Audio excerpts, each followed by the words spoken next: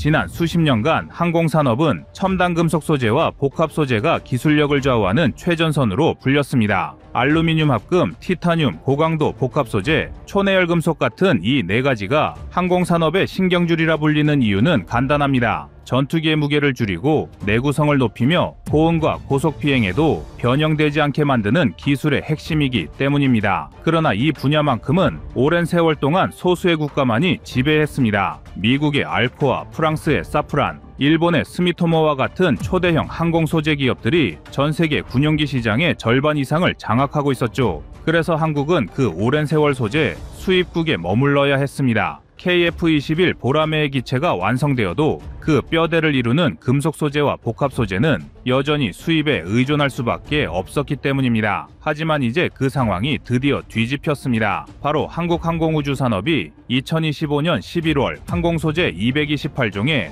국산화에 성공했다는 발표를 내놓으면서부터입니다. 해외 주요 언론들도 즉각 반응했습니다. 일본 니홍에이자이 신문은 이를 아시아항공산업 판도 변화의 신호탄이라 표현하며 한국이 단순 조립국을 넘어 소재 수출국으로 전환하는 전환점에 섰다고 분석했습니다. 또 영국 디펜스 업저버는 대한민국이 항공 소재 독립을 이루면 향후 KF-21뿐 아니라 차세대 수송기, 무인기, 그리고 우주발사체까지 자립할 수 있는 전략적 완전 독립국으로 도약할 가능성이 높다고 평가했습니다. 카이가 이번에 자립에 성공한 소재는 단순한 철이나 알루미늄이 아닙니다. 알루미늄 압출제, 티타늄 합금 분말, 고온 내열성 복합재, 항공 전장용 배관류 등 항공기 기체와 내부 시스템을 구성하는 중추적인 부품들입니다. 이들 소재는 KF-21뿐 아니라 FA-50, KUH-1 수리온, LAH 소형 무장 헬기까지 대부분의 국산 항공기에 적용 가능한 핵심 부품으로 카이는 이를 총 228종에 달하는 항목으로 국산화하는 데 성공했습니다. 특히 이 중 69종은 항공용 금속 소재, 159종은 기계와 전장 배관류로 구성되어 있습니다. 이 모든 소재가 완전히 국산화되면 연간 수천억 원 규모의 수입 대체 효과가 발생할 것으로 전망됩니다. 그리고 무엇보다 항공기 소재로 인한 갑질을 당하지 않아도 된다는 것이 큰 의미입니다.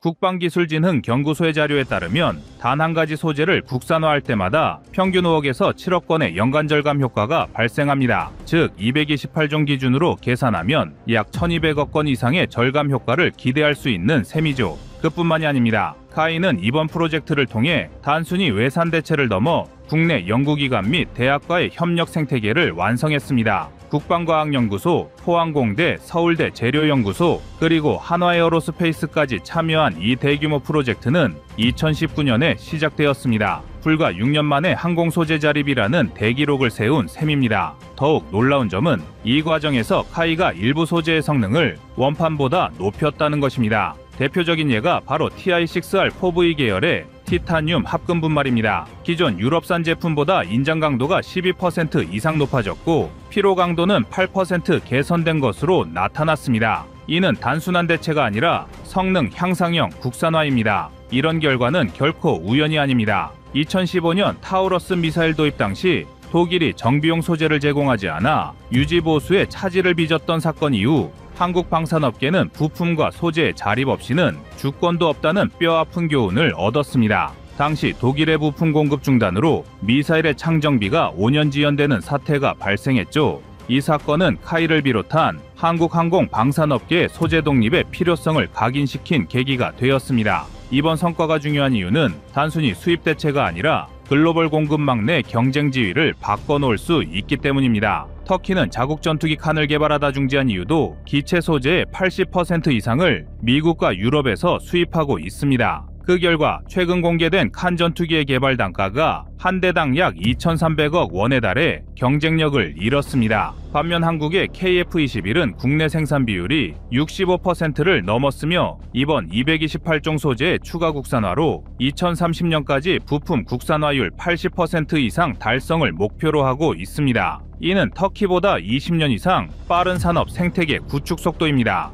또한 카이는 이 국산 소재를 에어버스, 보잉 등 글로벌 민항기 제조사에도 공급할 계획을 세웠습니다. 실제로 카이는 2024년 하반기부터 한국산 알루미늄 압출 소재의 인증 절차를 진행 중이며 내년이면 AS 9100 인증을 통과해 세계 항공기 소재 시장에 진출할 것으로 전망됩니다. 국내 언론에 따르면 이 시장 규모는 연간 약 240조 원에 달하며 카이가 점유율 1%만 확보해도 연간 2조 4천억 원의 수익이 발생할 수 있습니다. 결국 이번 카이의 항공 소재 국산화는 단순한 기술의 진보가 아닙니다. 무기 자립의 완성이라는 큰 그림 속 한 조각이자 한국이 진정한 항공산업 주권국으로 도약하는 순간입니다. 과거 일본이 F2 전투기를 미국 부품에 의존하며 스스로의 목줄을 쥐어준 것처럼 한국 또한 과거에는 외산 부품의 가격 인상과 수급 차질에 시달려야 했습니다. 하지만 이제 그 굴레를 벗어던진 겁니다. 국산 소재 없이 독립은 없다. 이 한 문장이 오늘날 카이의 신념을 압축합니다. 전 세계가 공급망 위기에 흔들릴 때 한국은 오히려 그 위기를 산업 자립의 기회로 바꾸고 있습니다. 그리고 그 변화의 최전선에 선 것이 바로 이 228종의 국산 항공 소재입니다.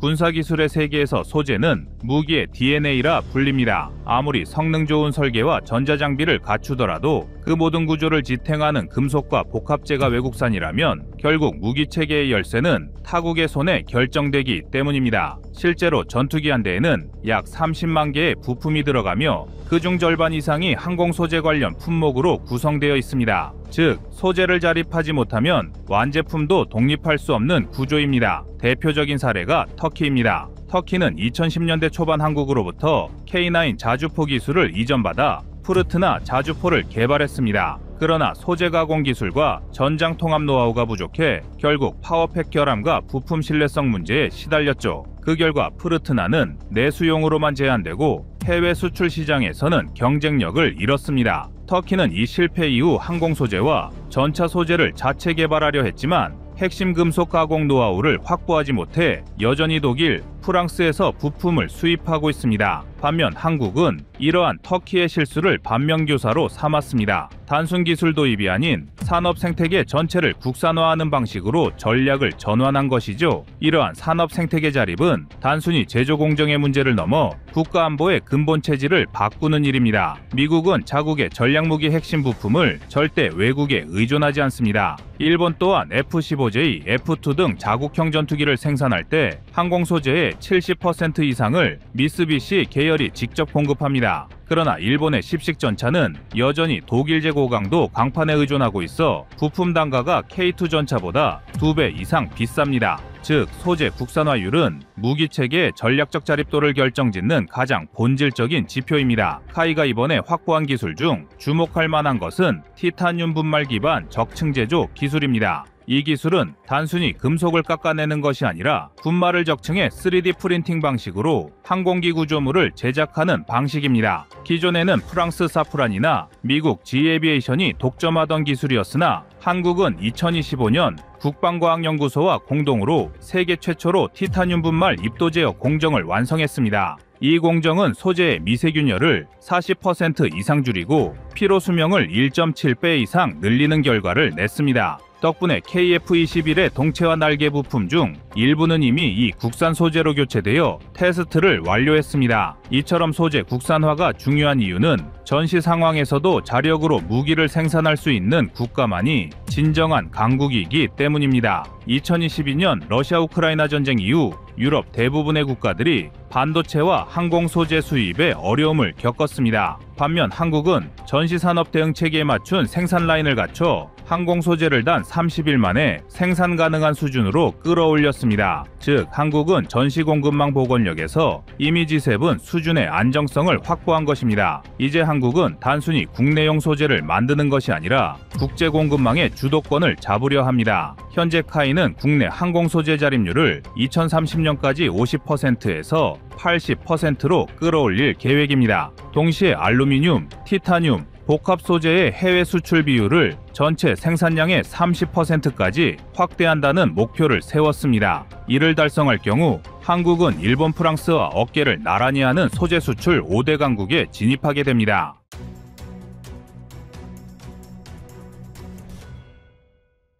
다음은 25년 3월 28일 한중미 공군 영상입니다. 우리 군의 F-15K 전투기가 AIM-9X 공대공 미사일로 단숨에 표적을 명중시킵니다. 한국의 주력 전투기 중 하나인 F-15K는 도입 당시 미국이 운용하던 F-15E 전투기보다 오히려 더 좋은 성능을 갖추고 있어 전 세계를 놀라게 했던 전투기인데요. 한국은 F-15K를 통해 2000년대 중반 동북아시아에서 가장 강력한 공군 전력을 보유했다는 평가를 받기도 했습니다. 비록 5세대 전투기의 등장으로 과거만한 위용을 보여주진 못하지만 F-15K는 또 한 번의 성능 개량을 통해 2048년까지 우리 영공을 수호할 예정입니다. 지금껏 미국이 전 세계를 상대로 군사력을 과시할 수 있었던 기반에는 압도적인 공중 전력과 제공권 확보가 있었습니다. 항시 미국은 전쟁이 시작되면 제공권을 확실히 장악한 이후 지상군을 투입하였으며 1950년에 발발한 한국전쟁 이래 미 공군이 제공권을 잡지 못한 전쟁은 단 한 번도 존재하지 않을 정도인데요. 사실 한국 공군 전력을 미국과 비교하는 것은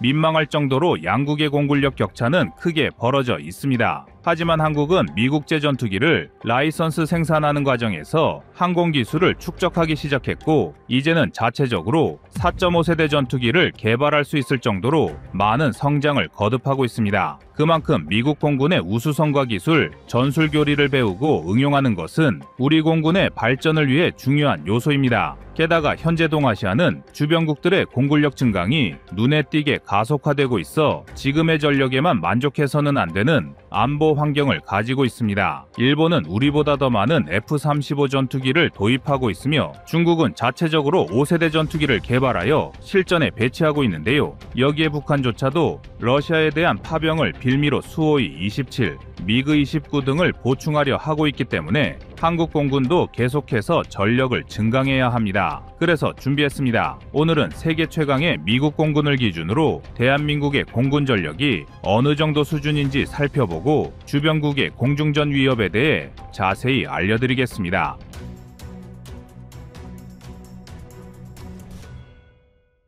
현대전장에서 제공권은 전투의 양상을 좌우하는 가장 중요한 조건입니다. 제공권을 확보하지 못한 국가는 전투기 이외에도 폭격기나 공격 헬기 등 아군을 지원할 수 있는 공중자산을 운용하는 것이 불가능하기 때문에 제공권을 빼앗기는 순간 해당 국가의 지상군은 별다른 임무를 수행할 수 없게 되는데요. 제1차 세계대전이 끝난 이후 이탈리아의 군사학자 줄리오 두에가 제공권이란 군사저서를 집필한 이래 전 세계의 전장은 공군력이 점점 더 중요하게 변화하고 있습니다. 이를 방증하듯 미국 공군은 세계 최강의 전력을 보유하고 있는데 주요 전술기 전력만 살펴보더라도 180대 이상의 F-22 랩터를 필두로 500대 이상의 F-35, 200대 이상의 F-15EX, 800대 이상의 F-16 계열 전투기 등을 보유하고 있습니다. 더욱 충격적인 건 F-35와 F-15EX는 아직도 추가 생산을 진행하고 있어 지금 이 시각에도 보유 전력이 계속해서 늘어나고 있다는 점입니다.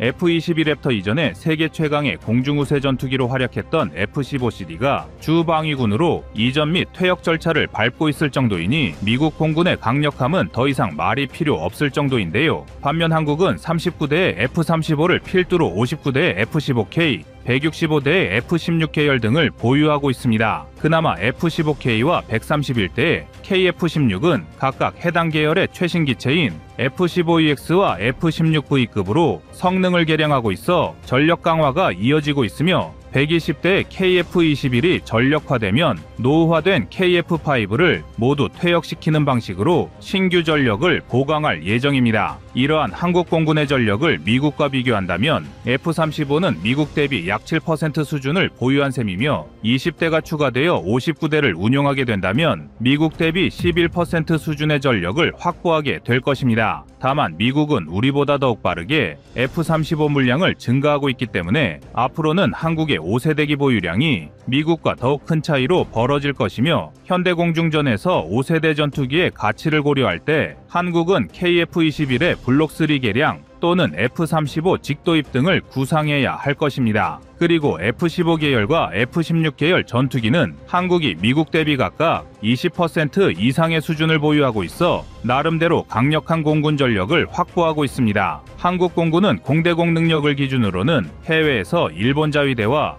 호각 이상의 능력을 지녔다고 평가받는 만큼 전투기 전력은 우수한 축에 속합니다. 다만 지금껏 한국 공군은 전투기를 보강하는 데만 초점이 맞춰진 나머지 상대적으로 지원 전력이 부족하다는 평가를 받고 있습니다. 한국 공군은 2011년이 되어서야 2737 조기 경보기 4대를 도입하였으며 공중급유기도 2010년대 후반에 처음 도입되는 등 뒤늦게 지원 전력을 확보하고 있는데요. 미국이 구식 전력까지 합쳐 470대 이상의 공중급유기를 운용하고 있고 조기 경보기를 비롯한 경보, 정찰, 수색, 지휘 등을 위한 특수임무 항공기를 170대 이상 운용한다는 점과 비교하면 한국 공군은 지원 전력 측면에서 가야 할 길이 많이 남았습니다. 특히 전투의 승패는 무기 체계의 우수성에 의해 갈리지만 전쟁의 승패는 보급과 지휘에 의해 갈린다는 점을 고려할 때 절대로 지원 전력의 중요성을 낮잡아 봐서는 안 되며 한국 공군의 작전 역량을 높이기 위해서는 이러한 전력도 함께 성장할 필요가 있습니다. 또한 한국 공군은 나날이 커지는 중국, 일본을 견제하기 위해서 더 많은 전투기를 확보해야 한다는 지적도 받고 있는데요.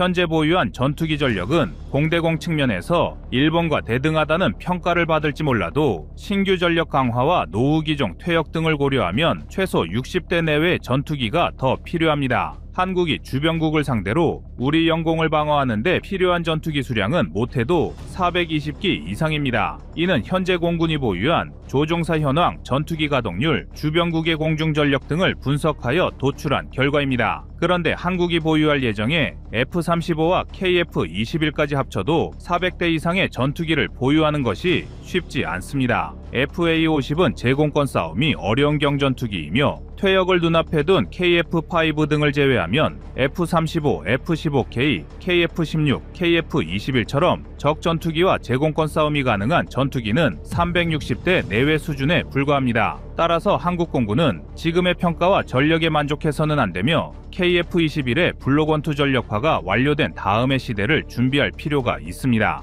그렇기 때문에 5세대 전투기로 개량될 KF-21의 블록3, KF-21EX가 더욱 중요해지는데요. 일각에선 이제 겨우 블록1 생산에 들어간 KF-21의 5세대기 개량을 언급하면 이를 폄하하려는 언행을 보이기도 합니다. 하지만 전투기 개발은 결코 단기간에 완성될 수 있는 것이 아니며 기술적 난이도를 고려할 때 지금부터 주요 기술을 연구하더라도 2030년대에 예정대로 KF-21 블록3가 전력화될 수 있을지는 아무도 예상할 수 없습니다. 그렇기 때문에 한국은 KF-21의 초기 설계 단계부터 스텔스기 개량을 위한 외형 설계에 집중했으며 철저한 사전 준비를 기반으로 KF-21의 개량을 더욱 서둘러야 합니다. KF-21 블록3는 내부 무장창을 장착하여 레이더 피탄 면적을 낮추고 동체 내부에 4발의 공대공 미사일을 장착할 수 있도록 제작될 예정이며 한국은 KF-21 블록3 이외에도 다양한 성능 개량형을 통해 부족한 전투기 수량을 확보하는 방안을 끊임없이 연구해야 합니다. 현재 한국군이 성능을 개량하기로 결정한 F-15K만 하더라도 2030년대 초중반까지 모든 기체를 개량한 후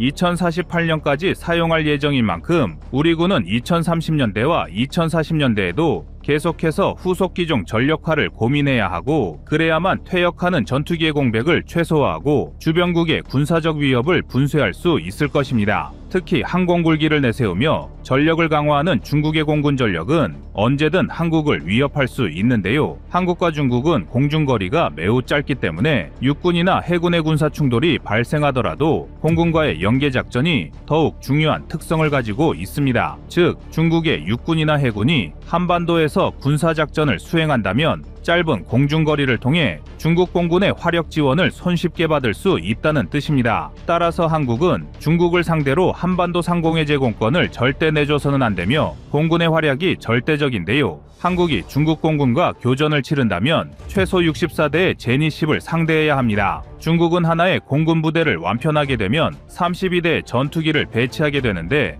북부 전구 예하에 편제된 중국 공군 중 제니10을 사용하는 부대는 2개이니 한국은 최소 64대의 중국 제5세대기를 저지해야 한다는 계산이 나옵니다. 또한 이것조차도 최소한의 수량을 상정했을 경우이며 유사시 중국군 예하의 다른 공군 부대에서 제니10을 추가로 지원하게 되면 한국 공군이 상대해야 할 적성국의 5세대 전투기는 더욱 늘어날 수밖에 없습니다. 결국 한국 공군이 중국의 무력 도발을 저지하기 위해서는 중국의 5세대 전투기를 어떻게 제압하느냐가 관건이라 할 수 있는데요. 이를 위한 최적의 전략은 F-35와 KF-21의 유기적인 작전 수행입니다. F-35는 현존하는 전투기 중에서 가장 우수한 카운터 스텔스 능력을 보유하고 있다는 장점이 있지만 반대로 최고 속도가 마하 1.6에 불과하고 선회력 등 전반적인 기동성 지표가 떨어진다는 단점이 있습니다. 이 때문에 사전에 유리한 위치를 선점하고 공중에서 매복하지 않는다면 기동성이 뛰어난 제니10을 상대로 확실한 우위를 점한다는 보장이 없습니다. 하지만 F-35가 우수한 카운터 스텔스 능력을 바탕으로 적기를 추적하고 뛰어난 기동성을 지닌 KF-21이 F-35의 부족한 기동성을 보완하며 적기를 요격하는 연계작전을 구사한다면 한국 공군은 중국의 5세대 전투기 전력도 손쉽게 제압이 가능합니다. KF-21은 아시아에서 최초로 4발의 미티어 미사일을 장착할 수 있는 전투기이기 때문에 장거리 교전 능력이 매우 우수하며 쌍발 엔진을 장착하여 기동성 측면에선 F-35보다 한 수위의 기량을 가지고 있습니다. 따라서 중국군의 전투기를 요격하는 임무에 최적화된 성능을 보유하고 있는 만큼 우리 군은 KF-21의 전력화를 더욱 서둘러야 할 것입니다.